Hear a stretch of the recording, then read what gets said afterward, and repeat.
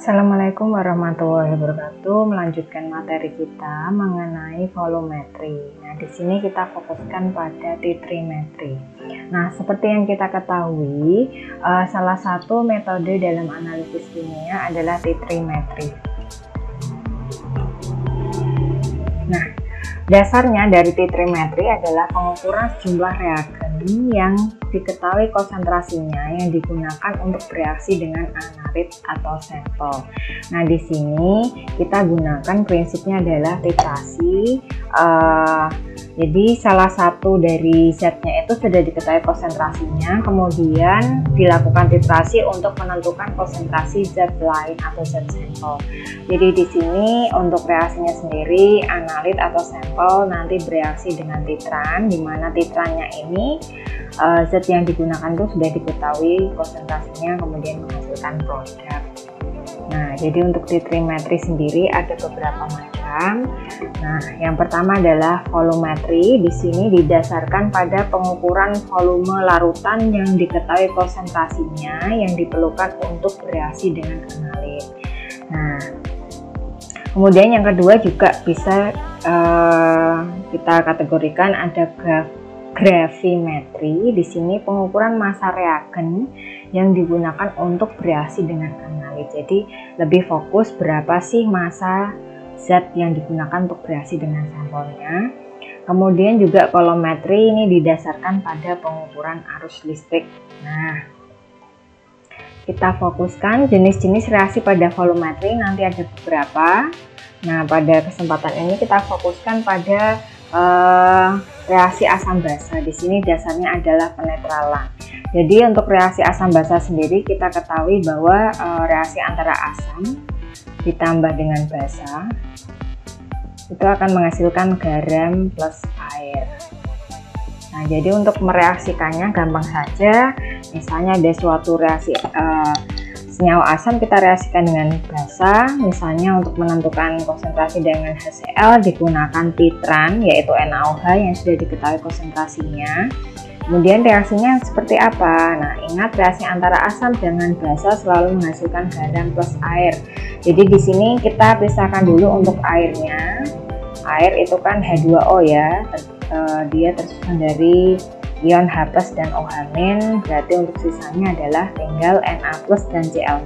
Maka garam yang terbentuk adalah NaCl plus H2O. Nah, kemudian selain itu juga ada didasarkan pada reaksi oksidasi dan reduksi. Nah, kemudian juga ada reaksi pengendapan dan reaksi pembentukan kompleks. Nah,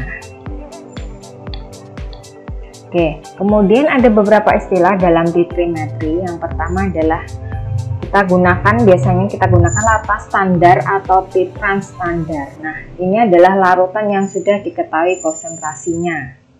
Nah, kemudian larutan standar sendiri bisa kita bagi dua. Ada larutan standar primer, yaitu larutan yang konsentrasinya sudah dapat ditentukan hanya dengan menimbang dan melarutkannya dengan tepat. Jadi di sini kita buat dulu, nanti untuk prosesnya dari titrasi itu kita gunakan larutan standar primer untuk menstandarisasi larutan standar sekunder. Nah, jadi untuk larutan standar sekunder ini adalah larutan yang konsentrasinya ditentukan dengan cara titrasi dengan larutan standar primer. Jadi harus dilakukan dulu untuk sebelum digunakan. Misalnya kita mau menggunakan larutan NaOH, berarti kita harus standarisasi dulu dengan larutan standar primer. Contohnya di sini adalah larutan dari asam oksalat. Nah,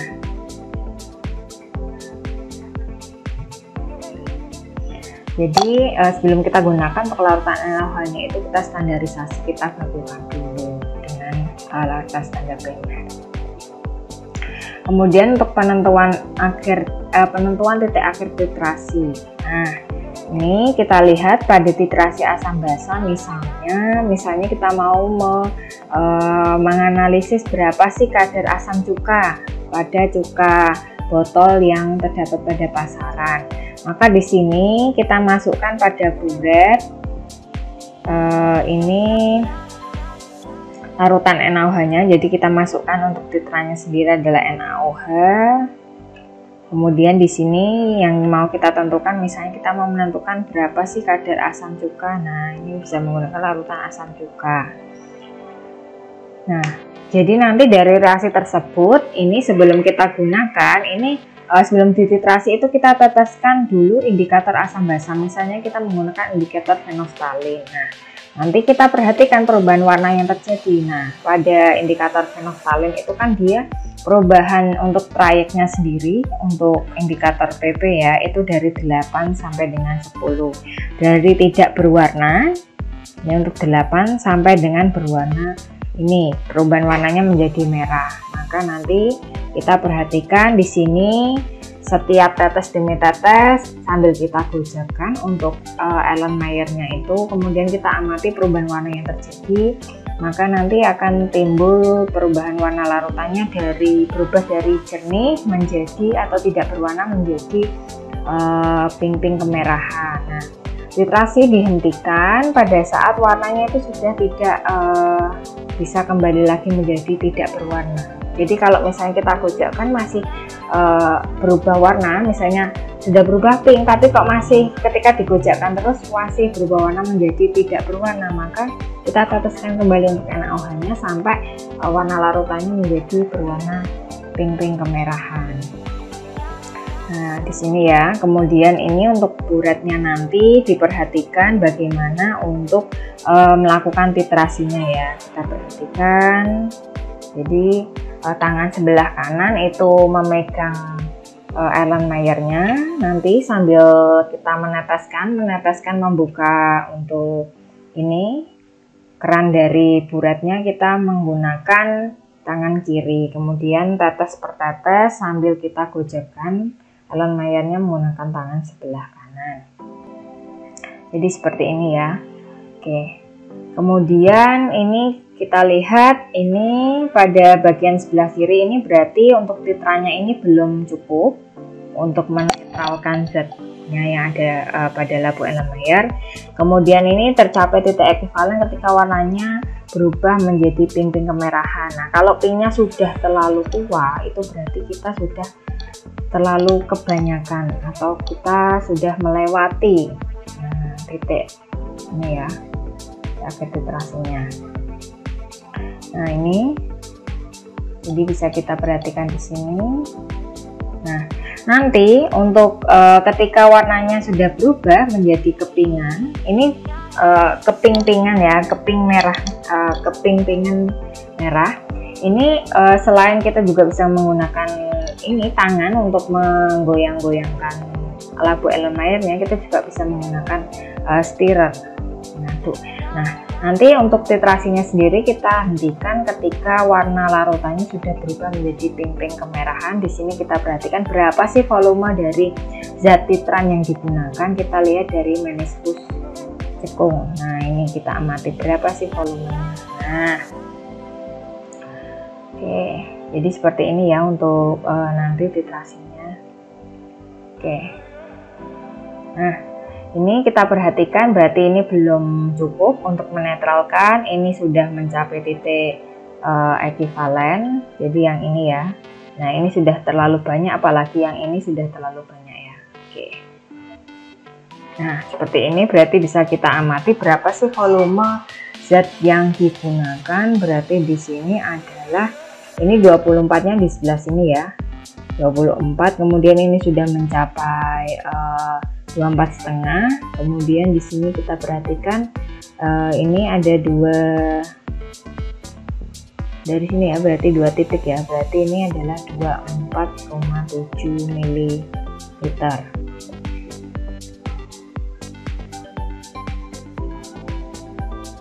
Nah, kemudian titrasi kembali. Kadang-kadang kita harus menetrasi kembali.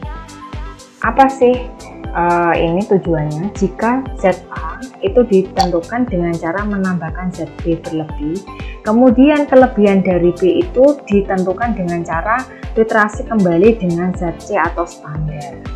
Nah, jadi di sini untuk reaksinya ini A plus B, di mana B-nya ini ekses atau berlebih sehingga menghasilkan hasil reaksi, dan B sisa. Kemudian untuk zat B yang tersisa ini kita titrasi kembali dengan zat C sehingga menghasilkan hasil reaksi. Jadi pada titrasi kembali ini digunakan jika reaksi A plus B menghasilkan produk ini berjalan sangat lambat. Jadi untuk perhitungannya sendiri nanti ini ya, molaritas B dikalikan dengan volume dikalikan dengan normalitas dikurangi dengan volume C, zat C dikurangi dengan dikali dengan normalitas zat C dikali dengan berat ekivalen A sama dengan nanti miligram dari A. Kemudian kesalahan titrasi. Nah, jadi pada saat titrasi kadang-kadang kita melakukan kesalahan ini akibat dari adanya perbedaan volume atau massa antara titik ekivalen dan titik akhir titrasi. Nah, penyebabnya yang pertama kehilangan cuplikan atau sampel karena tumpah saat penimbangan, atau juga bisa pada saat memindahkan larutan atau buretnya bocor atau salah pipet. Nah, ini yang perlu kita waspadai. Kadang-kadang ketika kita menggunakan buret untuk titrasi, kita membersihkan buretnya itu kurang bersih sehingga masih ada zat yang tersisa di situ, sehingga dia akan menyebabkan kerannya itu bergerak sehingga menyebabkan buretnya menjadi bocor. Atau mungkin salah pipet, kita salah mengambil zatnya, misalnya harusnya 10 ml kemudian kita ambil 10,1 ml. Nah, itu akan menyebabkan kesalahan pada titrasi. Kemudian yang kedua adalah kontaminasi atau larutan jadi encer karena kurang baik membilas buret, pipet atau labu. Kemudian salah mencampurkan larutan setelah diencerkan. Bisa juga karena adanya pengotoran pada standar primer yang menyebabkan konsentrasi dari larutan standar primer itu menjadi tidak tepat. Kemudian kesalahan dalam melakukan penimbangan, kemudian salah membaca buretnya untuk volumenya berapa sih titran yang digunakan. Kemudian salah menggunakan indikator. Nah, kita harus mencermati kembali untuk titik ekvivalennya dari setiap titrasi yang ada untuk menentukan penggunaan dari indikator. Yang tepat itu menggunakan apa sih, misalnya menggunakan phenolphthalein atau methyl oren dan sebagainya. Kemudian peralatan atau bisa pipet volume atau buretnya itu kurang bersih. Nah, ini kesalahan-kesalahan yang sering kita lakukan yang menyebabkan titrasinya itu menjadi salah ya. Terjadi perbedaan volume antara titik ekivalen dan titik akhir titrasi. Kemudian untuk syarat-syarat yang harus terpenuhi pada analisis titrimetri, diantaranya yang pertama adalah reaksinya harus stoikiometri. Artinya di sini tidak ada reaksi samping, tidak ada zat-zat lain yang mungkin akan dihasilkan dari reaksi tersebut. Kemudian pada saat mendekati titik ekivalen reaksi, nah ini reaksinya harus sempurna, di mana K-nya itu harus besar agar titik ekivalennya ini cepat terjadi. Kemudian ada cara untuk menentukan bahwa titik ekivalen atau titik akhir titrasi sudah tercapai. Misalnya kita menggunakan indikator yang tepat, nah, sehingga kita bisa menentukan, oh titik ekivalennya sudah tercapai, oh titik akhir titrasinya sudah tercapai. Kemudian reaksinya harus berlangsung cepat, sempurna dalam beberapa menit saja. Jadi reaksinya itu tidak berlangsung secara lambat, karena kalau berjalan secara lambat kita harus melakukan titrasi kembali. Nah, kemudian cara-cara dari larutan standar primer. Jadi ada beberapa kriteria suatu senyawa bisa dijadikan larutan standar primer. Yang pertama, kemurniannya tinggi. Jadi kemurniannya itu harus lebih dari 99%, atau bila tidak ada maka impuritasnya harus diketahui dan inert, artinya dia tidak ikut bereaksi. Kemudian stabil terhadap udara. Nah, ini kita pilih senyawa-senyawa yang dia misalnya tidak bersifat ini ya, bisa mengikat udara di sekitar atau mengikat uap air dan sebagainya. Kemudian tidak mengandung air hidrat pada komposisi tertentu. Kemudian mudah dikeringkan, tidak higroskopis, di sini tidak menyerap air maupun CO2. pada waktu penimbangan. Nah, kemudian harganya murah dan dapat larut dalam medium titrasi. Kemudian berat rumusnya harus besar agar kesalahan penimbangannya kecil. Nah, kita bisa gunakan beberapa zat, misalnya ada natrium karbonat, kemudian Na2B4O7, KHP, HCl, dan sebagainya. Kemudian kita fokuskan pada titrasi asam basa. Di sini kita sebut dengan istilah asidi alkalimetri. Nah, jadi untuk prosedurnya sendiri, di sini kita setelah kita buat larutannya, misalnya yang mau kita uji untuk konsentrasinya berapa, kita analisis, itu kita ambil menggunakan pipet volume. Kemudian kita masukkan sampel tersebut pada labu Erlenmeyer, kemudian kita titrasi. Di sini yang kita masukkan ke burat adalah zat titranya. Misalnya kita mau menganalisis asam cuka, berarti titranya menggunakan NaOH. Atau misalnya kita mau menganalisis konsentrasi HCl. Nah, ini kita masukkan dalam buratnya, kemudian kita lakukan titrasi. Tangan sebelah kanan memegang labu Erlenmeyer, tangan sebelah kiri ini memegang keran buratnya. Kemudian kita lakukan titrasi sampai dengan terjadi ini. Jadi sebelum kita lakukan titrasi tadi, kita harus memasukkan dulu beberapa tetes indikator. Kemudian titrasinya ini kita hentikan sampai warna larutan itu berubah warna menjadi, kalau kita gunakan PP berarti dari jernih menjadi berwarna pink kemerahan. Kemudian kita hitung volume atau kita ukur volume larutan yang digunakan untuk titrasi. Nah, jadi untuk titrasi asidi alkalimetri nanti kita gunakan rumus V1N1 sama dengan V2N2. Jadi di sini N sendiri bisa kita normalitas, bisa kita turunkan jadi molaritas kalikan dengan valensi. Jadi di sini misalnya ini pihak asam, maka yang sebelah kanan adalah pihak basanya. Berarti nanti berlaku rumus V1 dikalikan N1 dikalikan N1 sama dengan V2 dikalikan N2 kali N2, di mana V-nya adalah volume zatnya yang bereaksi, kemudian N-nya molaritas zatnya, kemudian N-nya adalah valensi asam maupun valensi basa. Kemudian ada istilah titik ekivalen. Nah, di sini titik ekivalen itu tercapai pada saat jumlah mol H+ sama dengan jumlah mol OH-. Nah, biasanya ditunjukkan dengan harga pH. Jadi kita perhatikan titrasinya antara zat asam apa dengan basa apa. Misalnya untuk asam kuat dan basa kuat, ini untuk pH titik ekivalennya akan tercapai pada saat pH-nya sama dengan 7. Kemudian untuk asam kuat dengan basa lemah, berarti nanti akan titik ekivalennya akan terjadi pada pH kurang dari 7 atau sifat larutan yang dihasilkan nanti asam. Kemudian kalau asam lemah dengan basa kuat, pH-nya untuk titik ekivalennya lebih dari 7 karena larutan yang terbentuk itu sifatnya adalah basa. Kemudian untuk asam lemah dan basa lemah, ini tergantung pada harga Ka dan Kb. Kalau Ka-nya lebih besar daripada Kb, maka pH titik ekivalennya itu asam. Kalau Kb-nya lebih besar daripada Ka, maka titik ekivalennya tercapai pada pH basa atau lebih dari 7. Kalau Ka-nya sama dengan Kb, maka titik ekivalennya tercapai pada saat pH sama dengan 7. Kemudian untuk kurva titrasi asam basa kita bisa lihat di sini.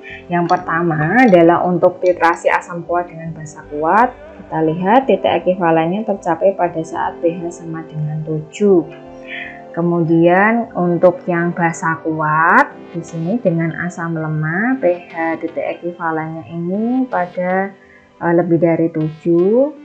Kemudian untuk yang asam kuat dengan basa lemah, pH titik ekivalennya ini tercapai pada ini ya, kurang dari 7. Nah, kemudian pada titrasi kita gunakan indikator asam basa. Jadi indikator asam basa ini biasanya kita gunakan, zat yang digunakan adalah merupakan asam organik lemah atau basa organik lemah yang mempunyai dua warna dalam pH larutan yang berbeda. Jadi untuk reaksinya ini, jadi H indikator ini untuk indikatornya sendiri dia akan terurai ya menjadi H plus dan indikator min, dimana K-nya adalah tetapan kesetimbangannya adalah konsentrasi H plus dikalikan konsentrasi indikator min per konsentrasi H indikator. Nah, jadi untuk indikator asam basa di sini mempunyai warna tertentu dan dia akan berubah bentuk menjadi indikator min setelah bereaksi dengan basa sebagai penetrasi yang juga akan berubah warna. Jadi nanti akan terjadi perubahan warna dari indikator tersebut. Nah, jadi untuk ada beberapa indikator yang bisa kita gunakan di sini. Nanti tergantung kita mau melakukan titrasi antara asam apa dengan basa apa, nanti kita bisa menentukan indikator yang cocok untuk titrasi tersebut. Nah, bisa kita amati di sini ada kristal violet. Perubahannya berarti dari kuning ke biru. Nah, untuk trayeknya dari pH 0 sampai dengan 2. Kemudian ada threshold merah, berarti dari merah ke kuning, berarti perubahannya dari 1 ke 2 dan sebagainya. Nah, indikator yang dipilih untuk titrasi asam basa itu harus yang mempunyai kisaran atau trayek pH sekitar pH titik ekivalen. Nah, kita bisa tentukan misalnya antara asam dengan asam kuat dengan basa kuat. Nah, berarti bisa kita gunakan misalnya kita menggunakan fenolftalin. Fenolftalin tidak bisa ya, berarti sekitaran threshold kuning ya, threshold kuning. Ini perubahannya dari kuning ke merah. Nah, karena kan pH titik ekivalennya tadi sama dengan 7 ya. Kemudian kalau misalnya kita lakukan titrasi antara asam lemah dengan basa kuat. Nah, berarti kan ini titik ekivalennya itu pada pH lebih dari 7 ya. Berarti kita bisa gunakan fenolftalin dan sebagainya. Kemudian contoh soalnya, yang pertama, untuk menentukan kemolaran larutan NaOH dilakukan titrasi dengan asam klorida. Ini berarti ini molaritas 1 ya, sama dengan 0,1 molar sebanyak 25 ml. Berarti ini V1-nya. Ternyata NaOH tersebut tepat memerahkan warna indikator PP pada saat volumenya, ini berarti V2-nya adalah 29 ml. Maka tentukan konsentrasi dari NaOH tersebut. Jadi kita masukkan saja rumusnya. V1 dikalikan M1 dikalikan N1 sama dengan V2 dikalikan M2 dikalikan N2. Berarti di sini untuk V1-nya sendiri adalah 25 dikalikan 0,1 dikalikan N-nya ini berarti adalah valensi dari asam, valensi HCl, berarti valensi H plusnya. Di sini hanya ada 1, berarti kita tuliskan saja 1. Kemudian V2-nya adalah 29, molaritasnya yang ditanyakan. N2-nya adalah valensi dari NaOH. Nah, kita lihat OH-nya berarti di sini ada 1 ya, karena NaOH itu terionisasi jadi Na+ dan OH-. Berarti ini 1. Maka kita bisa menentukan harga M2-nya adalah 25 dikalikan 0,1 kali 1 per 29. Maka nanti akan ketemu harga molaritas dari NaOH.